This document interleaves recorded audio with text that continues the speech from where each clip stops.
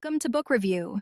Today we're taking on a book from 1950 that, and this is not an exaggeration, might just explain why your social media feed gives you existential dread. We are diving into David Riesman's The Lonely Crowd. It's an amazing piece of work, almost prophetic. When it first came out, the expectation was, maybe it'll sell a few thousand copies as a reading and social science courses. That's it.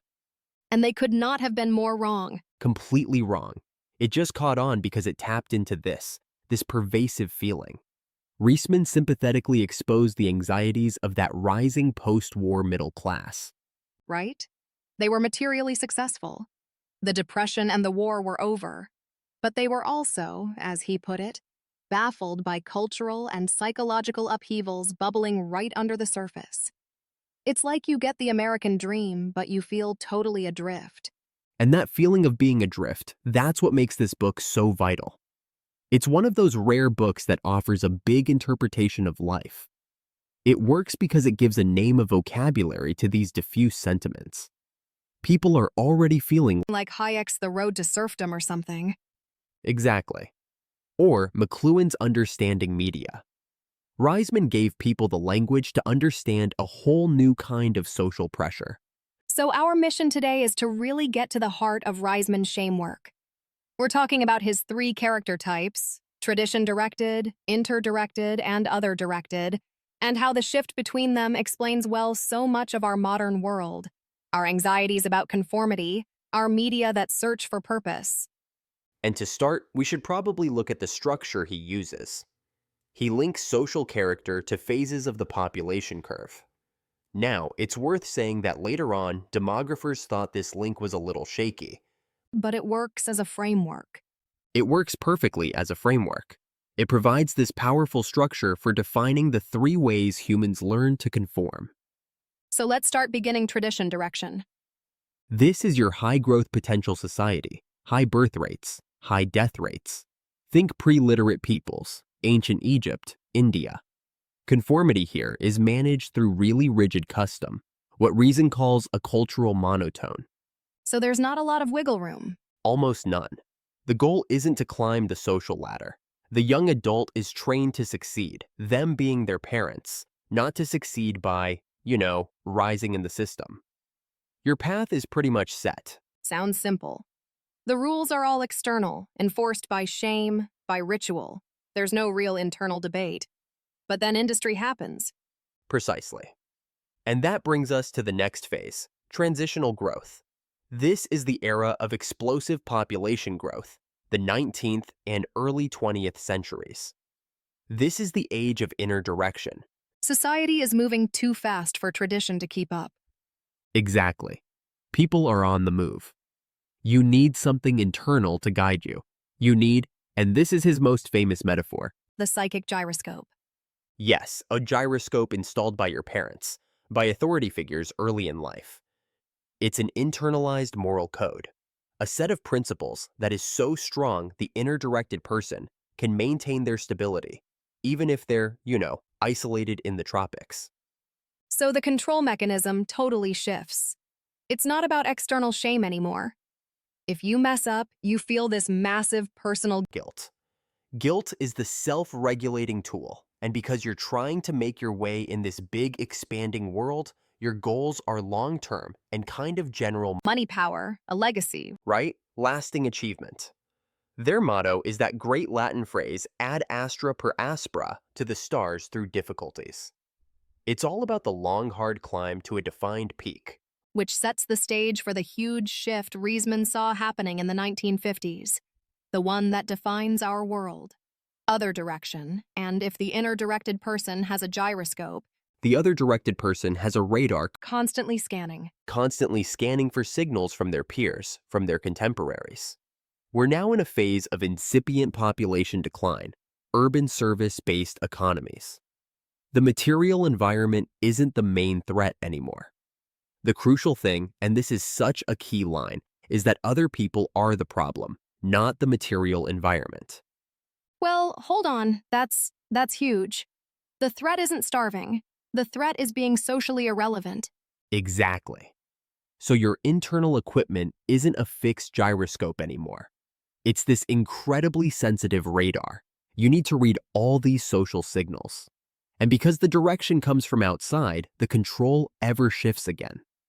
It's not that focused, isolating guilt of, I failed my principles. It's diffuse anxiety. Yes, it's this pervasive low-level fear that you're just failing the group's expectations. And those expectations are always changing.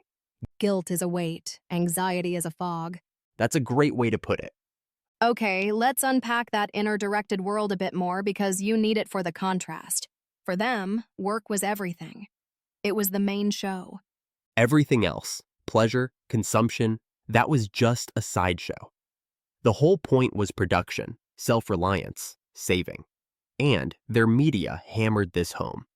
You're talking about things like Poor Richard's Almanac. Yes? Or Pilgrim's Progress, the Horatio Alger stories. These were just books. They were almost instruction manuals designed to fire up the ambition and elan of young people. The hero was always the self-made man, like a Robinson Crusoe mastering his environment all alone. But Riesman saw a huge psychological trap in this model. He called it the danger of the oversteered child. And this is so fascinating.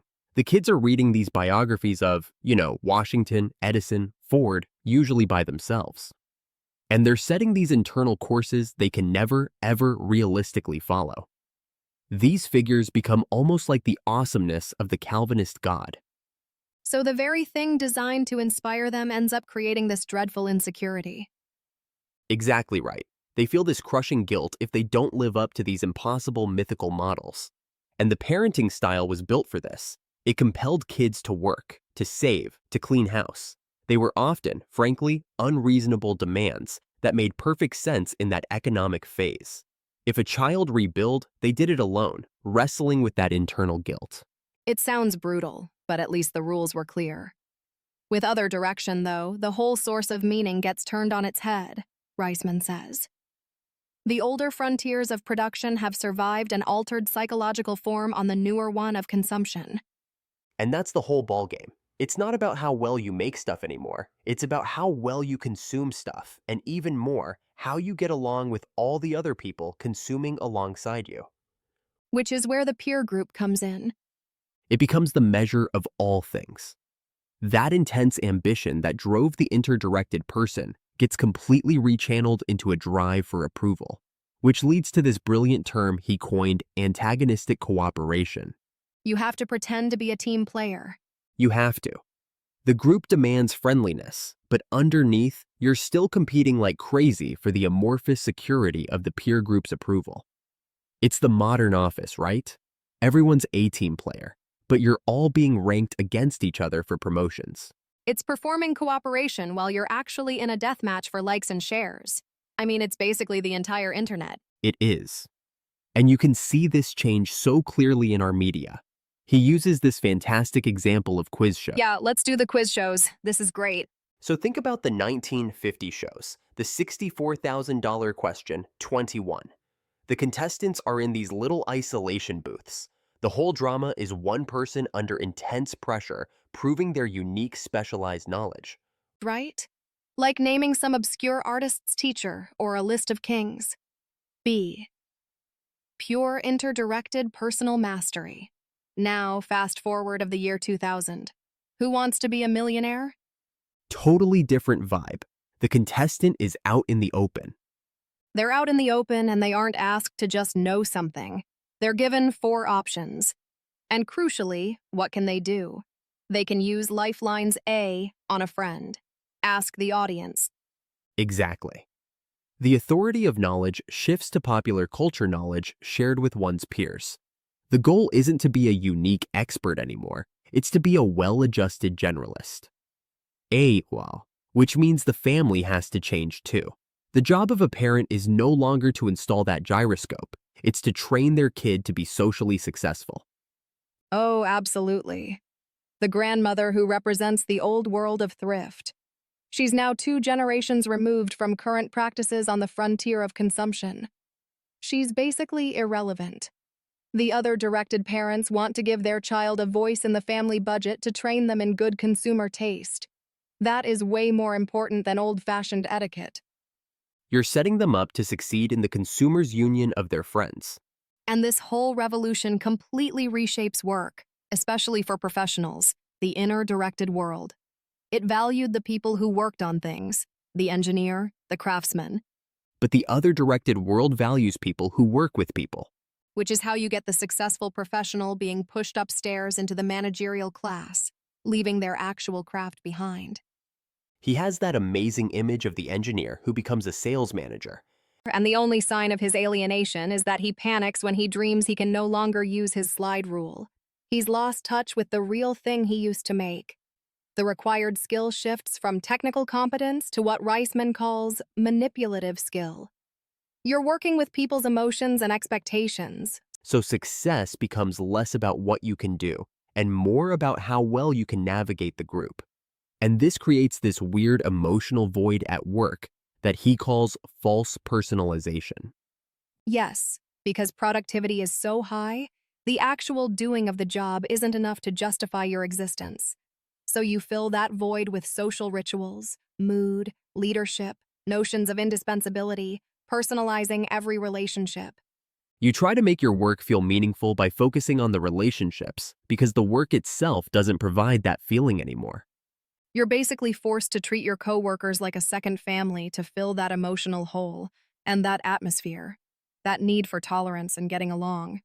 It just spills right over into politics. Which is how you end up with veto groups. Exactly.